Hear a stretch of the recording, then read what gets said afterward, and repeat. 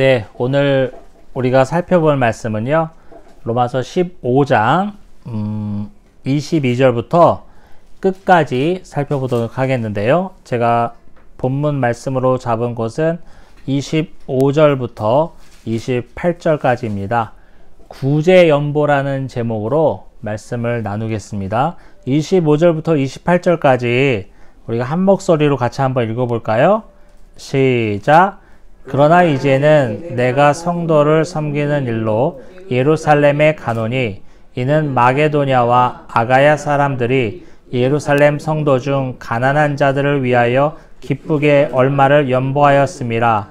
저희가 기뻐서 하였거니와 또한 저희는 그들에게 빚진 자니 만일 이방인들이 그들의 영적인 것을 나누어 줬으면 육적인 것으로 그들을 섬기는 것이 마땅하니라.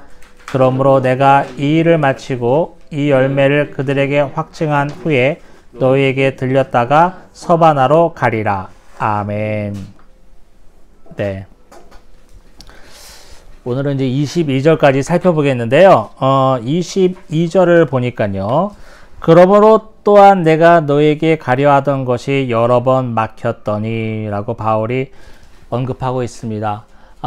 바울은 로마 교회를 몇 번이고 방문하고 싶었어요. 방문하고 싶었지만 길이 막혔다. 갈 수가 없었다라고 고백하고 있죠.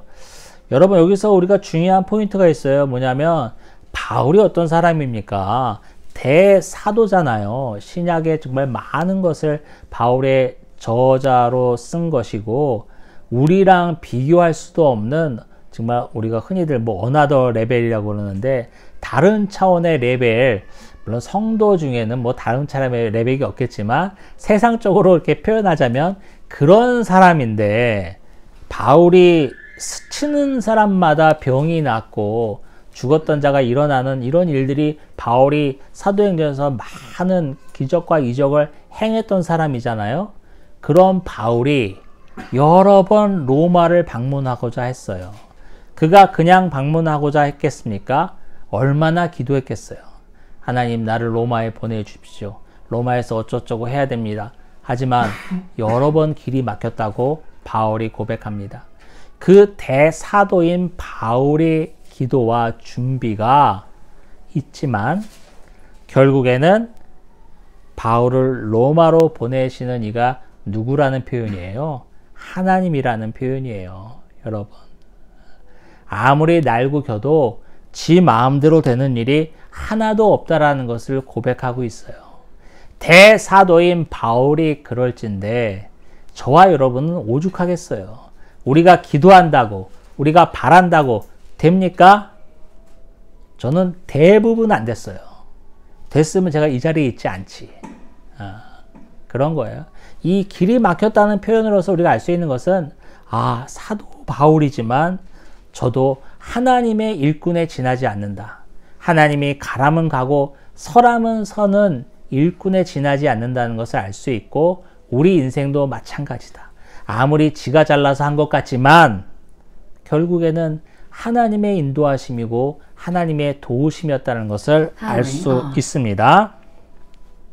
자, 그리고 23절 볼게요. 이제는 이 지방에 일할 곳이 없고 또 여러 해 전부터 언제든지 서바나로 갈 때에 너희에게 가기를 바라고 있었으니. 자, 이제는 여기에서 일할 곳이 없다라는 바울의 표현은 지금 바울은요, 로마서 서론에도 말씀드렸고 지난주에도 말씀드렸다시피 1, 2, 3차 전도 여행을 마치고 마게도냐와 아가야 지방에서 거둔 헌금을 들고 예루살렘으로 가는 시점에서 이 로마서가 기록됐다고 그랬잖아요. 그러니까 바울은 지금 예루살렘으로 들어가기 위해서 준비하고 있던 때였어요. 그 지역이 아마 고린도 교회 같은데 그 지역에는 벌써 내가 일할 곳이 없다라는 거예요. 이미 복음이 증거되었고 교회가 세워졌다는 뜻이고요. 우리가 지난전에 살펴본 20절의 내용과 똑같은 맥을 갖고 있습니다. 20절에 뭐라고 나와 있냐면 또 내가 그리스도의 이름을 부르는 곳에는 복음을 전하지 않기를 힘썼노니 이는 남의 터 위에 건축하지 아니하려 함이라.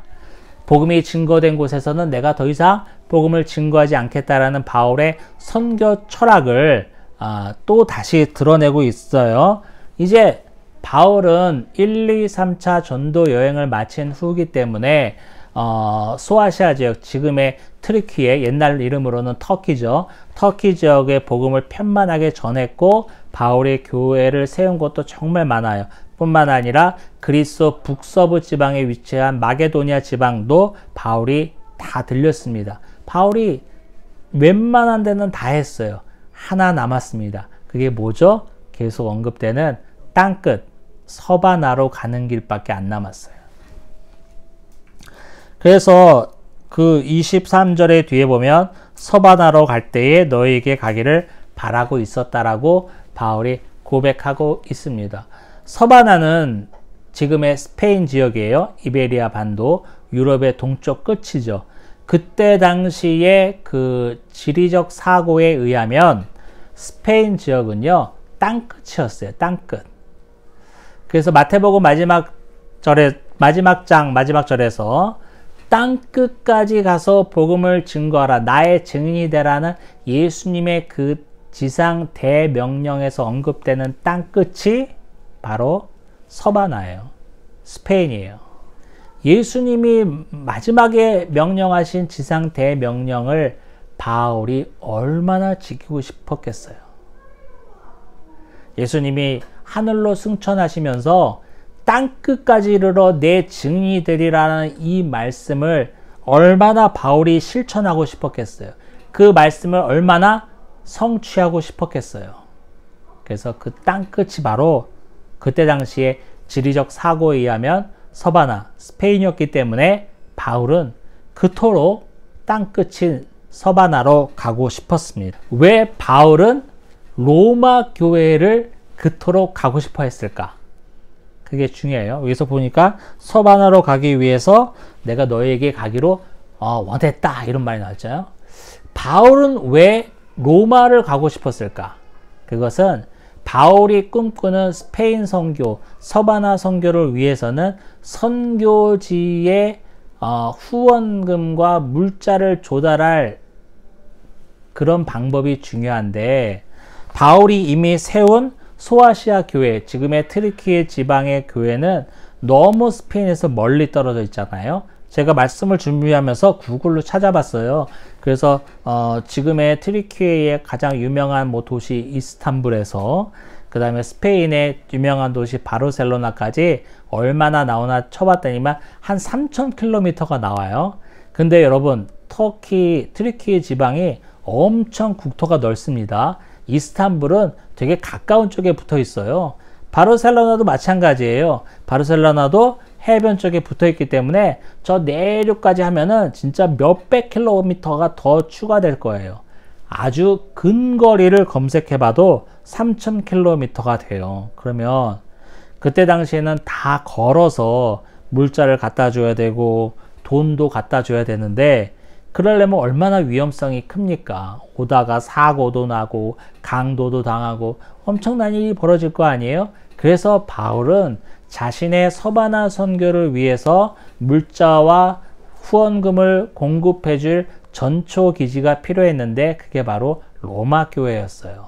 그래서 로마 교회를 단단히 세우고 싶어 했고, 로마 교회에서부터 많은 물자와 그 다음에 선교비를 받고 싶었기 때문에 나는 로마를 가고 싶었다. 그러나 몇 번이나 길이 막혔다라고 바울이 언급하고 있습니다.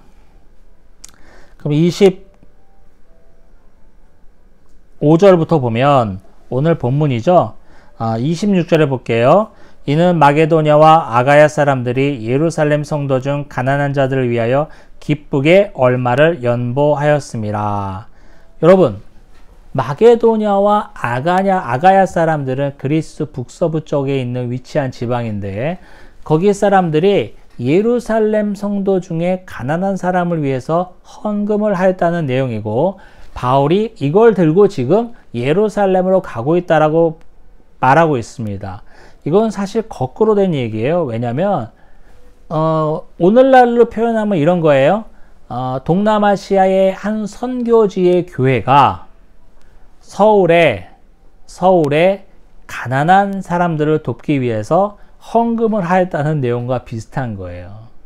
예루살렘 교회에서 파송하여서 선교사들이 갔고 그 선교사들을 통해서 교회가 세워졌는데 그 교회가 자신의 선교사를 파송한 파송교회를 돕기 위하여 헌금을 하였다는 내용은 사실은 좀 거꾸로 된 얘기입니다.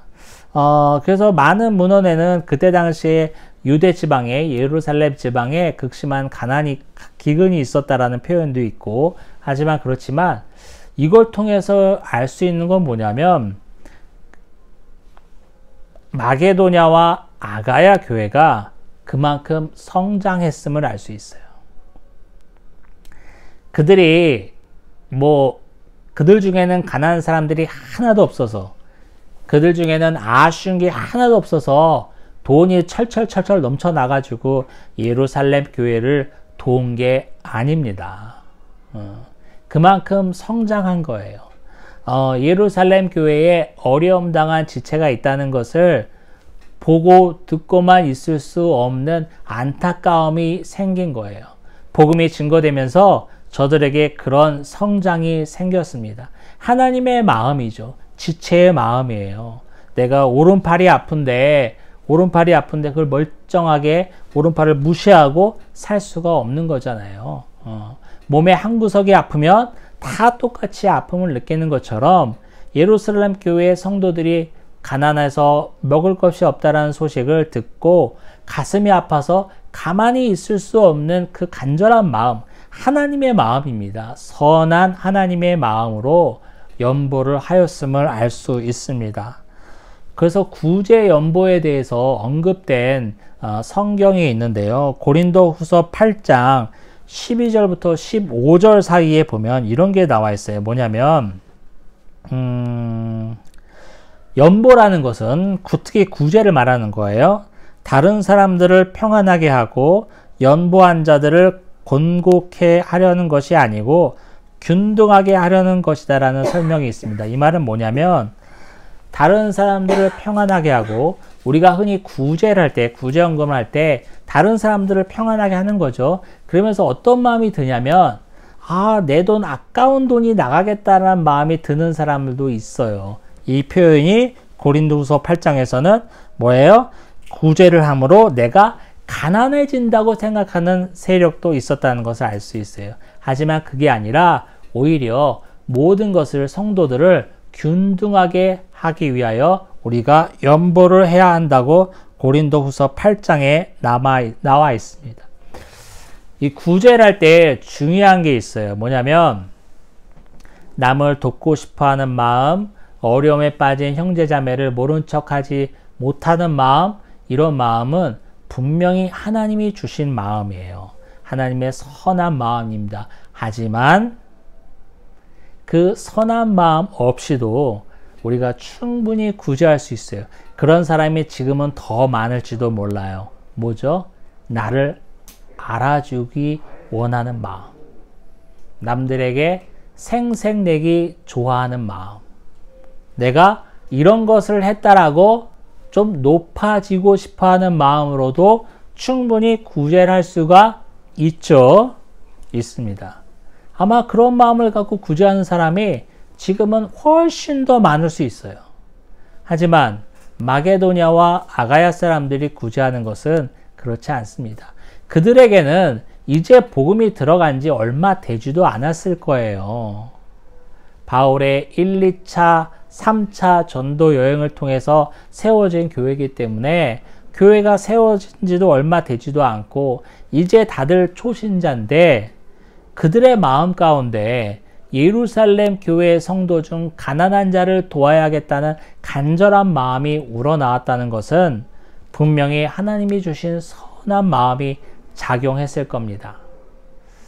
여기서 우리를 돌아봅니다. 마게도냐와 아가야 교회는 믿은 지 얼마 되지 않았어요. 그러나 저와 여러분은 믿은 지 너무 오래됐어요. 그런데 왜 마게도냐와 아가야 성도 같은 마음이 안 생깁니까? 어려운 이웃을 보면서 왜 돕고 싶은 마음이 안 생길까요? 아주 큰 위험이 우리 안에 닥쳐 있는 겁니다. 하나님의 그 선한 마음이 우리 안에 없는 겁니다. 우리끼리 너무 즐겁고 행복합니다. 우리끼리 너무 평안하고 기쁩니다. 우리끼리 너무 심취되어 있습니다. 이 고린도후서 아까 8장을 언급했는데 거기에 연보에 대해서 구제에 대해서 언급한 내용 중에 15절에 가면 8장 15절에 가면 이런 말이 있어요. 많이 거둔 자도 남지 아니하였고 적게 거둔 자도 모자라지 아니하였느니라 라는 표현이 있습니다. 이거는 바울이 그 출애굽기 16장이죠. 만나가 쓰여진 출애굽기 16장의 내용을 언급하면서 인용하면서 쓴 내용인데요. 출애굽기 16장에 가면 만나가 나와 있어요. 여러분 이 만나를 한번 우리 생각해 봐야 되겠어요. 이스라엘 백성이 출애굽한 후에 이제 먹을 것이 떨어지고 힘들게 되자 원망하고 불평하면 끝에 하나님께서 만나를 내려주시죠. 그래서 만나라는 것은요, 어떤 의미가 있냐면 영적인 의미는 하나님이 하나님의 백성을 공급하신다. 그리고 또 더 나아가서는 우리가 하나님의 주신 양식으로 먹고 살아야 살 수 있다라는 영적인 의미도 있고, 두 번째 의미는 뭐가 있냐면 이거는 뭐 우리가 흔히 생각하기를 그냥 일반적인 의미인데 하나님께서 뭐예요? 자기 백성의 호구를 책임지신다는 거예요. 그냥 영적인 의미만 생각해서 아 맞아 하나님은 우리 아버지시지 나는 하나님의 자녀지 아멘 이러면 그런다고 우리가 배고픔이 없어지나요? 안 없어지죠. 그런 거 플러스 영적인 거 플러스 정말 육적으로도 우리의 굶주림을 하나님이 모른 채 하지 않으신다라는 그 의미를 갖고 있는데, 이 만나라는 게 여러분 16장에 출애굽기 16장에 보면은 식구 수대로 이제 얼마를 걷어가라 5멜씩 걷어가라 이런 표현이 있어요. 그런데 우리 인간이 얼마나 탐욕스럽습니까? 저도 그렇고 이게 공짜라면은 양잿물도 마신다는 말이 생길 정도로 그냥 공짜로 막 먹을 게 떨어지니까 사람들이 막 집어가는 거예요. 집어가다 보니까 어떻게 됐어요? 그 다음 날에는 이게 벌레가 나서 썩어서 문드러지는 거예요. 많이 가지고 간다고 이걸 내가 많이 먹을 수 있는 게 아니에요. 만나는 어차피 그 다음 날도 내리기 때문에. 그래서 그 배로 거둘 수 있는 날은 유일하게 안식일 전날이었죠. 안식일은 이제 아무것도 할 수 없는 날이니까 안식일 것까지 2일7일 하나님이 내려주신 그 날을 제외하고는 식구수에 맞게 집어가야 되는데 많이 집어가봤자 다 썩어 문드러진다. 그래서 이게 뭐예요? 거기 16장에서 나오기를 적게 거둔 자도 부족함이 없고 많이 거둔 자도 부족함이 없다라는 표현이 바로 여기서 나오는 겁니다. 자, 그러면요 여러분,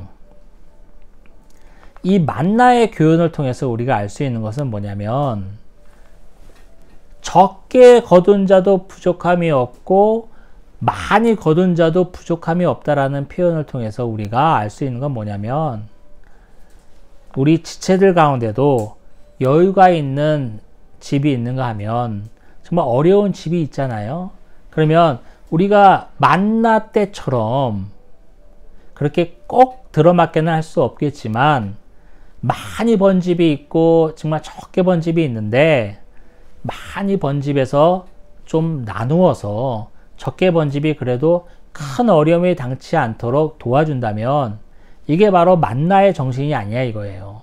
많이 번 사람이 있어도 적게 번 사람이 있어도 대충 우리가 부족함이 없었다라고 고백할 수 있게 되지 않냐 이거예요. 이거를 실현하는 방법이 바로 구제라는 거예요. 구제. 어려운 이웃을 돕는 거. 이게 바로 하나님의 마음입니다. 구제라는 것은 하나님의 주신 마음이 틀림없습니다.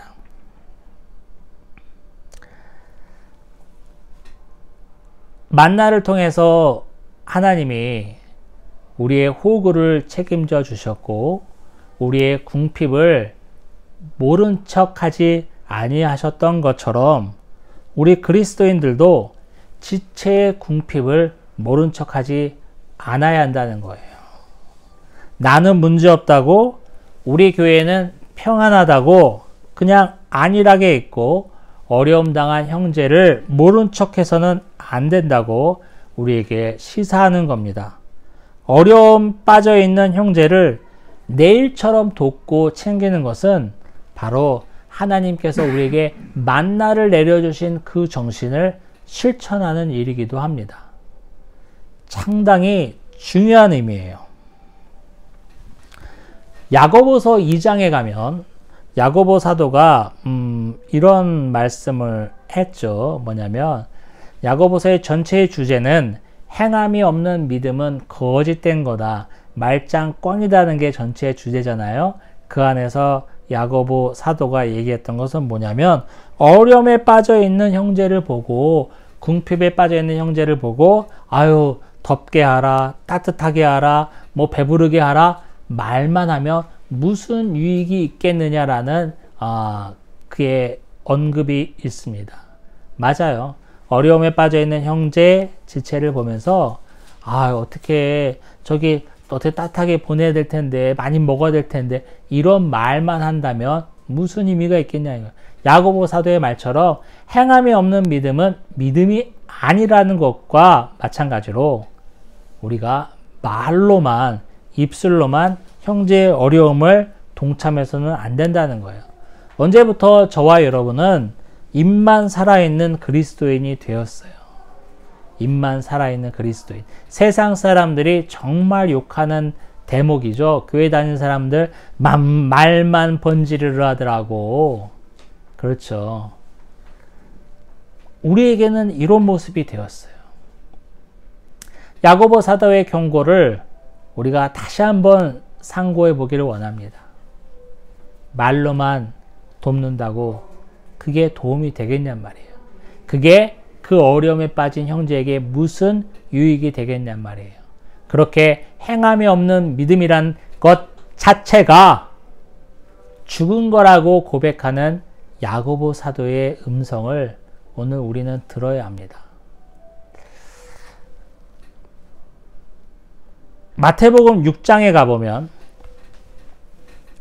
예수님께서 여러 비유를 들면서 마지막 때에 이제 영생을 얻을 자와 지옥불에 들어갈 자를 이제 언급하시는데요.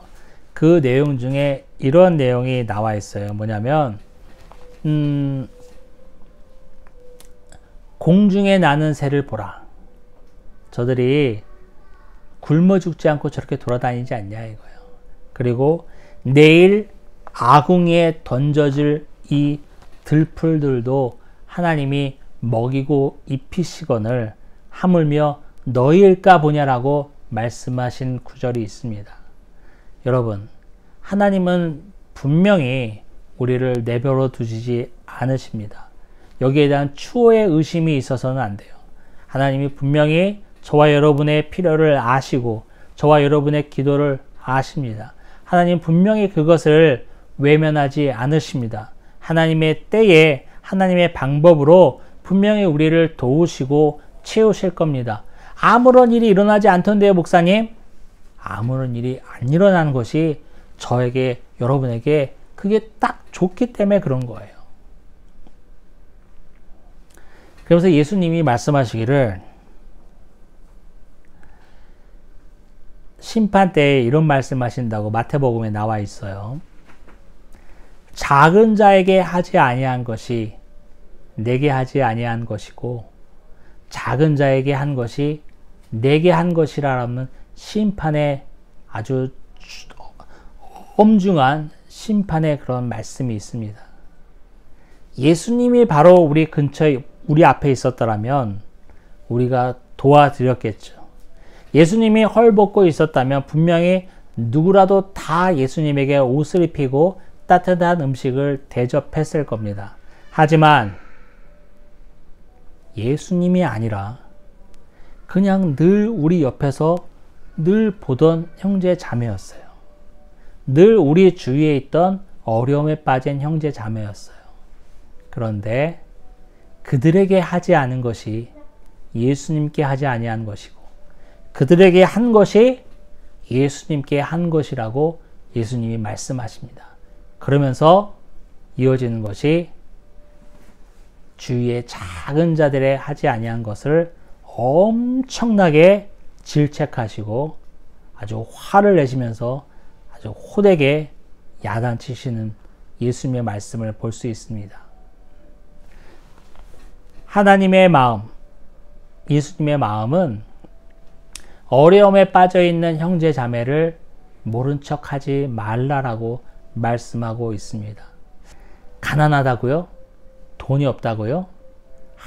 아주 작은 금액이라도 도울 수 있는 길을 찾아보십시오. 500원, 1000원, 5000원도 좋아요.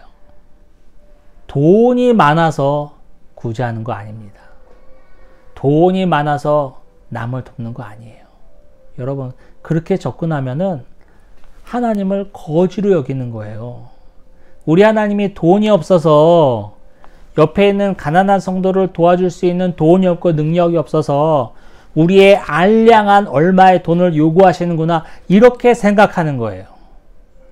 그게 아니잖아요. 하나님은 돈이 없어서 우리 보고 구제하라고 그러는 게 아니에요. 하나님은 옆에 있는 형제를 도울 수 있는 능력이 없어서 너가 가서 도우라고 명령하는 것이 아닙니다. 뭐죠? 저들에게 마음에 가 있는 그 하나님의 마음이 우리에게도 있기를 원하시는 거예요. 그러기를 원하시는 거라고. 우리가 하나님의 아버지의 자녀라고 하면서 아버지는 그 마음이 어려운 자, 궁핍한 자에 가 있는데 아들이라고 딸이라고 하는 우리가 그 마음에 따라가지 못한다면 어떻게 우리가 그분의 자녀라고 할 수 있겠어요? 아버지가 마음을 쓰는 곳에 그의 자녀인 저와 여러분도 마음을 쓰기 원하는 하나님의 마음이 있는 거예요. 그 마음이 저와 여러분을 온통 휘잡기를 주님의 이름으로 축원합니다. 아멘.